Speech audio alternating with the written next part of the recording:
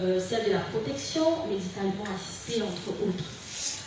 Comme étant des plans de destruction du monde, il évoque donc une élite occidentale, directeur dans le domaine de la bioéthique même, qui affirmait dans un de ses discours que les lois bioéthiques ne limitent pas les dérives, mais elles sont les dérives. Ce qui peut montrer la confusion que causent les avancées scientifiques. Toujours dans la logique de la dénonciation, l'auteur aborde les questions démographiques, plutôt en chapitre 11, intitulé La démographie, un alibi pour le crime organisé. Et ce qui est intéressant est que non seulement il retrace l'histoire de l'explosion démographique et les idées qui ont commencé à être proposées pour la régulation des naissances, mais il ressort le fait que toutes les lois, les problèmes qu'il qualifie d'inexistants et pour lesquels les institutions du monde prônent un frein de l'augmentation de la population, surtout pour l'Afrique, relèvent d'une peur hystérique de changement de pôle de pouvoir. Puisque selon l'auteur, plus il y a de personnes, plus il y a de richesses et il y a de pouvoir. Alors, la responsabilité sociale du chrétien, objet du 9e chapitre, n'est pas, selon l'auteur, de s'engager dans une mouvance œcuménique et en recherchant des places ou des parts de voix en assemblée politique, espérant par là de propager l'évangile, mais de transformer la société puisqu'il est citoyen et membre de la société. Il s'appuie donc sur la prédication de Jésus-Christ qui fait connaître que le chrétien est le sel de la terre, et avec plusieurs autres passages de la Bible, 1 Pierre, Éphésiens, Jérémie, Romains, Timothée, il explique qu'en fait, le chrétien, par sa manière de vivre, doit rechercher le bien de la communauté ou du pays auquel il appartient. Cependant, les mouvements religieux, spécifiquement ceux des chrétiens, intéressent l'auteur, qui voit la plupart comme entraînés par les vents de la conspiration et des apparences. Vous comprendrez cela en lisant le chapitre 10, qui est un exemple que l'auteur a formulé en question, la Pâque ou les Pâques que doivent commémorer le chrétien. Le point marquant est que, là encore, il rentre dans les origines, les étymologies des deux mots pour montrer que si le premier mot, c'est-à-dire Pâques sans S, tire son histoire de la Bible, le deuxième, c'est-à-dire Pâques au pluriel, laquelle est d'ailleurs celle qui se commémore actuellement dans les milieux religieux, est reliée aux cultures païennes qui adorent un Dieu autre que le Dieu créateur du monde. L'auteur révèle qu'aucune des deux Pâques ne devrait être observée par les vrais chrétiens parce que Christ, leur Pâque, a été immolé. La question du système éducatif fait aussi l'objet de réflexion de l'auteur dans ce livre. Vous verrez donc en titre au chapitre 12 « Quelle école pour nos enfants ?» ou « Ébauche d'une réflexion pour une école vouée à l'éducation effective de nos enfants ». Là, il pleure d'une part les déviances causant surtout les actes de criminalité, aujourd'hui récurrents au sein des établissements scolaires, et d'autre part l'absence d'objectifs clairs poursuivis par les formations reçues, ce qui génère plus de diplômés et moins de personnes vraiment éduquées au plan corporel, intellectuel, moral et spirituel, entre autres, capables de résoudre des problèmes précis. Il relève que l'éducation est une construction dans laquelle les acteurs doivent intervenir, soit les découvertes de vaccins et des moyens de soigner les maladies, les conférences de protection de l'environnement. Toutes ces préoccupations que l'auteur assimile à de la duplicité. Elle doit reprendre son souffle davantage d'applaudissements, s'il vous plaît. Un peu plus lent. Merci, Ruth Wafang, vous qui vous occupiez de l'œuvre et de son importance dans le cadre de ce qui nous réunit cet après-midi.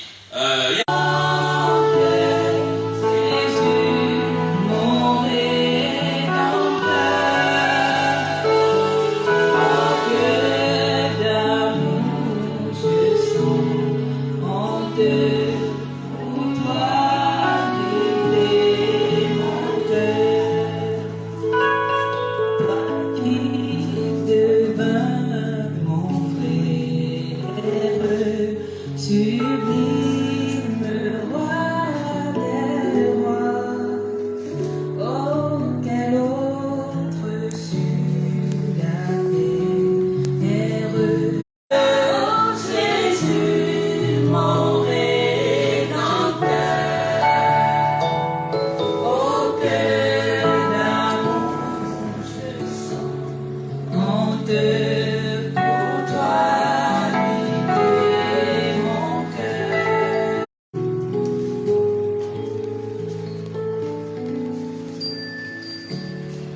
merci pour ces quelques... C'est un devoir assez particulier devant un doyen d'université qui plus est anthropologue de prendre le risque de critiquer un ouvrage multidimensionnel avant de bousiller ou de des choses dithyrambiques à l'endroit de l'écrivain de son ouvrage. Je vais reprendre d'abord le soutien du professeur.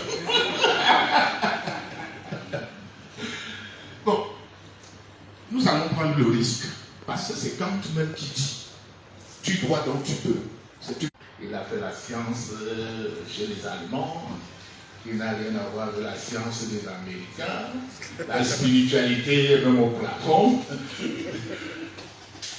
Et si ce monsieur entretient les droits d'Auguste Comte dans un positivisme actualisé, on s'interroge. Et si ce monsieur était un existentialiste chrétien à la Saint-Simon,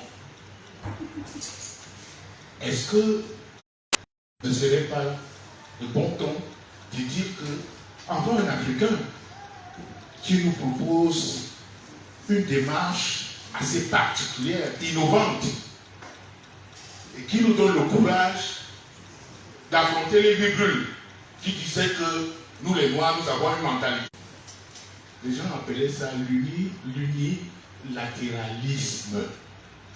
Quand vous prenez cet ouvrage, ce monsieur passe en revue cette démarche sociopolitique qui est même frustrante pour les pays africains, les pays du tiers-monde. On a même été quelquefois les pays non alignés parce qu'on ne savait plus où donner de la tête.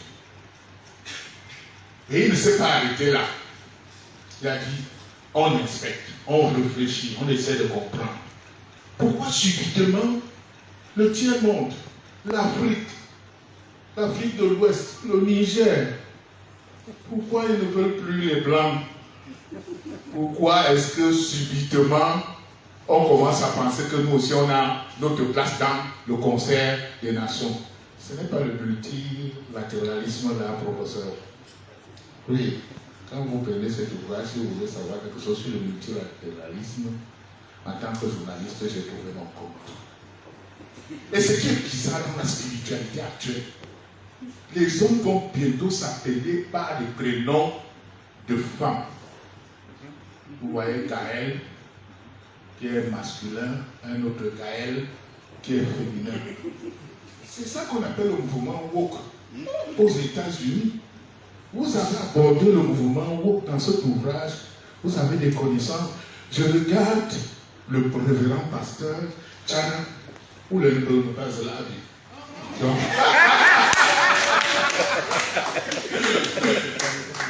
et ça nous donne la possibilité de comprendre le monde dans lequel nous vivons aujourd'hui. Le mouvement woke, c'est compliqué. Quand on va dans les origines, on cherche, on peut comprendre. Les êtres humains cherchent un égalitarisme. De mauvaises lois, certains disent pourquoi les Blancs ne nous adoptent pas, c'est l'apartheid, l'immigration, tout ça. S'il y a une tendance mondiale à recommencer à zéro, et je vais vous dire pourquoi. Vous savez le sens de christianité et tout. Cette démarche-là est importante, d'autant plus que j'ai également remarqué, cet ouvrage sort et nous faisons une conférence de presse aujourd'hui, un point de presse, une soirée de dédicaces. Le jour où l'Assemblée générale des Nations Unies est réunie à New York, pour 183 pays sont réunis, et j'en oublie d'autres, pour discuter du monde et de tout ce que je vous ai précisé. Parce que l'actualité est autour de cela. Il y a certains malins qui ne sont pas partis. Macron qui reçoit le roi Charles III. Un dangereux. Donc la spiritualité est questionnée ici, révérend pasteur, parce que c'est un anglican. Et c'est lui le patron de l'église. Est-ce que ce n'était pas un Tamboula? Comment il se le considère dans tous les réseaux sociaux? C'est ça qui est en vogue maintenant. Vous êtes sûr qu'Onana, C'est un homme. Vous voyez dans les réseaux sociaux. Donc, je suis. Là, c'était mon frère. Non, mon kito, connaisse-moi tout ça. Donc, il faut mettre ces connaissances à la disposition de tout le monde. Je voudrais, avec vous, avoir une réflexion profonde, et je suis déjà vers la fin, autour du nouvel ordre mondial que nous propose le révérend pasteur Landry Jana. Il s'agit de rétablir la justice et l'équité. Tout son cri, tout ce qu'il écrit met à notre disposition au nom du Seigneur est de rétablir un supplément d'âme, un peu d'humanité autour de la justice et l'équité.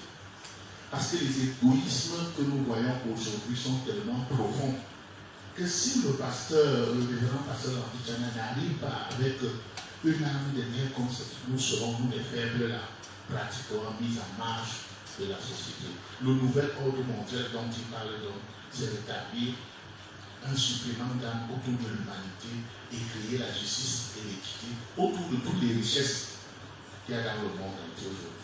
Vous croyez que le Niger doit de quoi? C'est pour l'uranium. On payait l'uranium à 7 francs.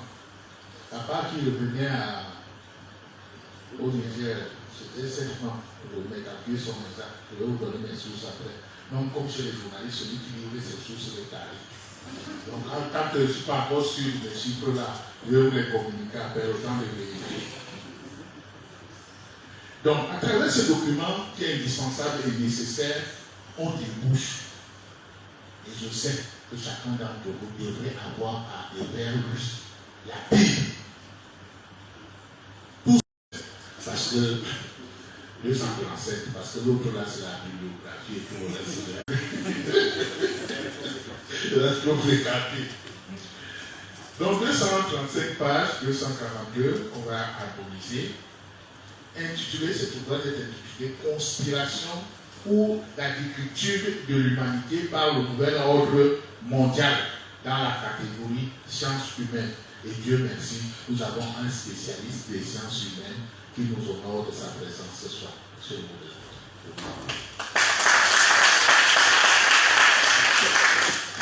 Je vous en veux d'avoir été aussi bref et chaud. C'est toujours un régal lorsque l'on vous écoute. Au-delà du journalisme que vous avez pratiqué avec un talent hors du commun, il y a évidemment cette multidisciplinarité par laquelle vous vous distinguez. Et je viens de découvrir justement, au-delà du journalisme, vous avez d'autres cordes à votre arc. Le décryptage des textes littéraires et tant d'autres choses qui, évidemment, édifient le nombreux public qui nous honore de sa présence cet après-midi et à qui je demande encore une standing ovation pour l'aîné. L'aîné a une grosse pension, donc c'est la Talakou que je fais là. Je suis sûr qu'une fois que nous serons sortis d'ici, il saura me récompenser. Il y a évidemment un spécialiste des sciences sociales, un anthropologue de talent lui aussi, qui se fait distrait évidemment, mais dont l'érudition nous sera utile pour une autre lecture synoptique de l'ouvrage de l'auteur. Je rappelle, pour ceux qui nous rejoignent à l'instant, que nous sommes réunis ici à la faveur de la dédicace de l'ouvrage qui porte l'estampille du révérend pasteur Landry Jana. Et celui qui prendra la parole, je l'indiquais précédemment, mesdames et messieurs, est un anthropologue, bref, un spécialiste des sciences sociales, le professeur Sostène Tekouba, qui officie dans les murs de l'université de Yaoundé 2 en tant que vice-doyen. Prof.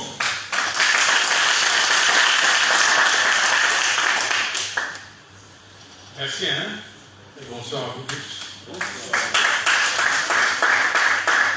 Ça veut dire que c'est difficile de prendre la parole après avoir écouté notre doctorante, que j'ai félicité cette partie permis d'explorer, d'écumer cette œuvre, essayant de donner la quintessence de chaque chapitre, qui n'est pas facile depuis, en sortant de son cocon académique, pour attaquer la scène internationale. Donc je remercie toute l'assistance. Merci Michou, tous ceux qui sont là pour que vous savez qu'une œuvre spirituelle, c'est une œuvre de Dieu, c'est les œuvres qui ne meurent jamais. Ça restera inscrit dans son parcours académique et socio-professionnel. D'ailleurs, c'est un érudit, quelqu'un qui a appris dans plusieurs pays. C'est important parce qu'on pense que les hommes de Dieu ne vont pas à l'école. Ils viennent là pour arnaquer les populations, faire ceci. C'est quelqu'un qui a travaillé, qui est allé à l'école, qui s'est mis à l'école, et aujourd'hui on voit les résultats. Donc, on ne sera pas très long, mais on va quand même restituer la quintessence en expliquant son œuvre, pour que cette œuvre ait des fondements théoriques et même des fondements académiques. Parce que j'apprécie son courage, parce qu'aller quitter du Cameroun pour aller vers la communauté internationale, ce n'est pas facile. D'aller vers l'unipolarité, vers la bipolarité, vous savez que le monde a été construit. On peut commencer par l'esclavage, la colonisation, le néocolonialisme, la chute du Berlin. En ces temps-là où on dit l'Allemagne, l'Europe est divisée en deux, le plan machin et tout, la Russie, ça qui continue aujourd'hui, les États-Unis et l'Europe. Donc bipolarité, multipolarité, après c'est bipolarité, multipolarité. Il y a plusieurs centres de décision. Aujourd'hui, quand il parle de conspiration, c'est la miniature, c'est l'échec de la communauté internationale de résoudre les problèmes des citoyens du monde. Parce qu'il y a la guerre partout, comme il a dit, l'immigration clandestine, l'homosexualité. Donc le monde revient à des fondements sauvages, basiques, les inondations et tout, où finalement l'humanité se construit autour des pôles de pouvoir, riches, pauvres, puissants nucléaires, puissants militaires, puissants pauvres et tout. Donc le symbole, le discours, c'est je suis fort, je suis pauvre, je suis malheureux, je ne suis pas malheureux et tout. Et puis l'ornement de certaines religions, on dit on ne connaît pas l'islamisme, ça donne celui qui a été pendu. Ça a réveillé un islamisme négatif et tout. Ce qu'il faut qu'aujourd'hui on est tiraillé. Donc l'œuvre c'est une sonnette à l'âme qui appelle la conscience. Une chose de sagesse. Donc, à regarder le monde aujourd'hui, son fonctionnement, le niveau de perversion qu'il vit, nul n'a besoin d'être un mystique pour réaliser et dire, sans aucun doute, que cette situation est un conflit négatif qui s'éloigne ou s'écarte d'un ordre mondial plus apaisé, sain, voire même paisible, comme il dit.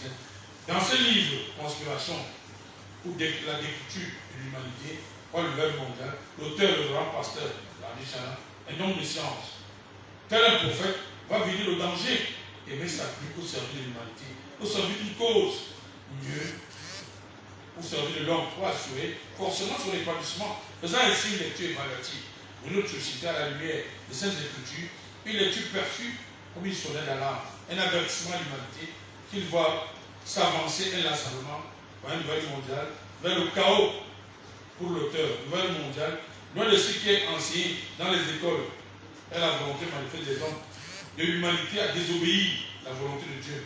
Cette idéologie qui, depuis les décennies aujourd'hui, est présente dans tous les discours, presque de tous les gens du monde, et qui manifeste dans tous les aspects de la vie de l'homme.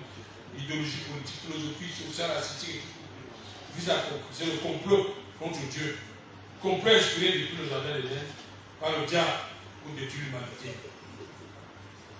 Pour dénoncer avec vigueur cet état de choses et faire une proposition salvatrice à l'humanité, l'auteur part de la mise en exergue du poids de l'apparence de l'ébauche d'une réflexion pour une école vouée à l'éducation effective de nos enfants, ceci passant par la démocratie qui est présente comme un levier du diable, l'éducation à la perversion, la déshumanisation de l'humanité, la bioéthique qui qualifie des crimes organisés, la responsabilité sociale des chrétiens, la démographie comme il a vu pour le crime organisé.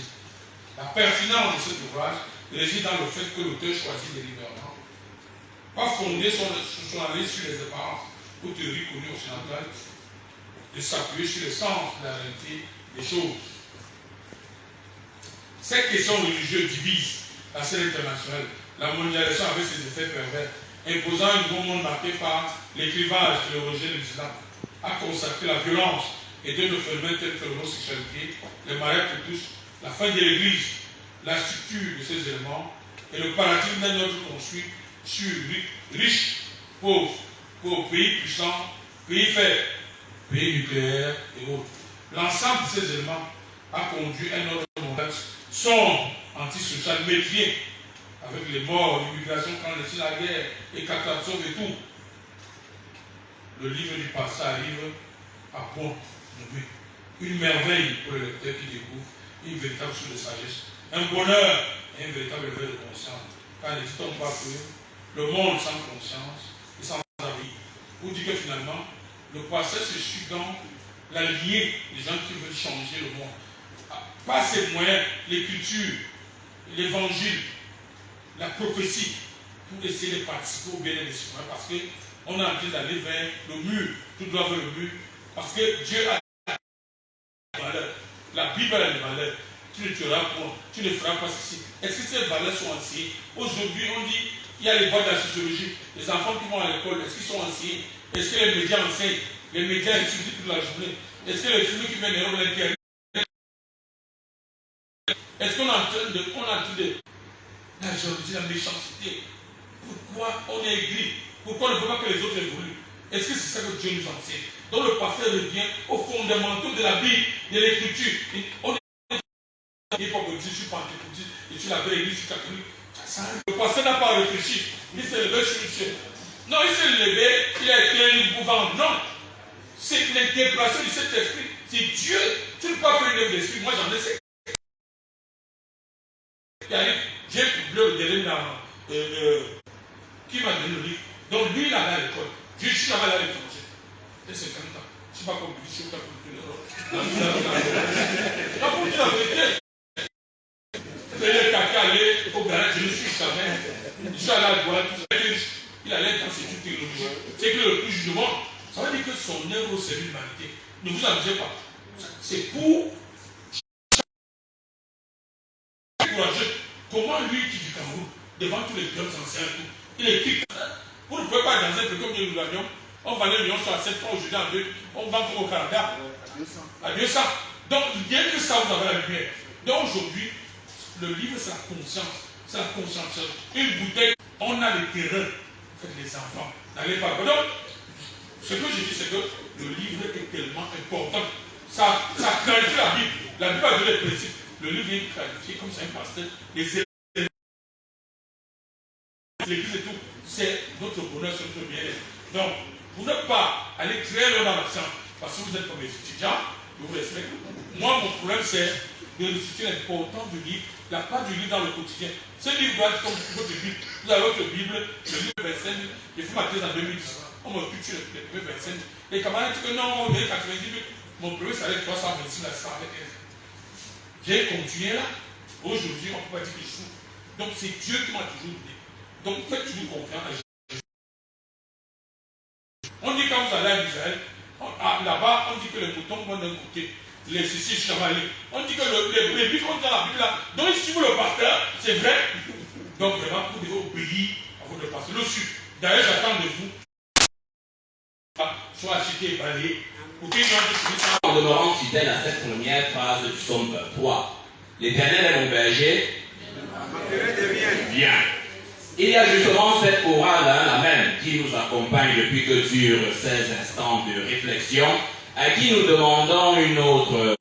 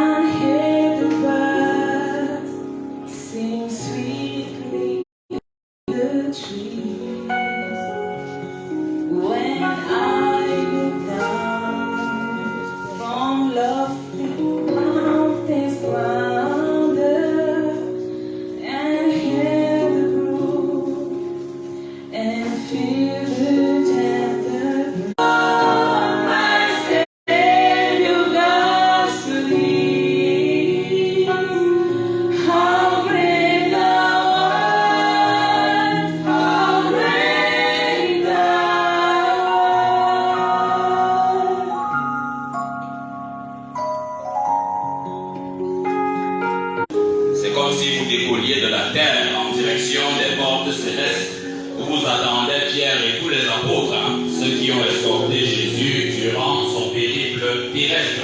Merci, Mara. Ne nous demandez pas comment on a fait pour connaître votre prénom. C'est venu de ma droite. Et il nous a aussi confié que vous êtes sa aînée. Des applaudissements pour elle, le sang sur la veine. Le sang sur la veine, probablement, elle aussi écrira. C'est un fruit de l'esprit, nous l'avons dit. Le sang sur la veine est probablement qu'un talent comme celui-là est transmissible, autant que le Saint-Esprit. Et vous connaissez l'adage, vous qui êtes chrétien, certainement un peu moins que moi. Pourquoi se fier aux anges alors que le Christ est là? Le Christ de cet après-midi, c'est le révérend pasteur Landry Chana, l'auteur de cet ouvrage pour lequel nous sommes réunis cet après-midi, et à qui justement nous allons dérouler le tapis rouge, et ce n'est pas le touchement de vos applaudissements.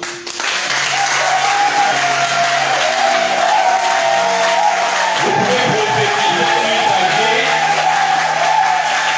prophétiser sur sa vie,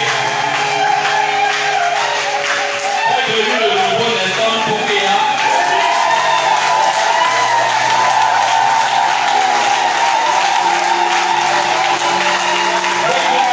L'évocation de son nom, tout le ciel prend.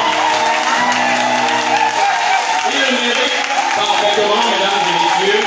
Ok, c'est bon. Une cérémonie de dédicace, nous ne sommes pas à l'église. Merci. Nous passons donc la parole au révérend pasteur Landry Chana, c'est lui l'auteur de cet ouvrage. Et il n'y a pas mieux que lui pour présenter la pensée qui est sienne, celle qu'il a gravée dans les plus de 200 pages de cet ouvrage pour lequel nous sommes ici, enseignés, révérend pasteur Yoav de Flore. Je ne sais pas comment on dit ça en allemand.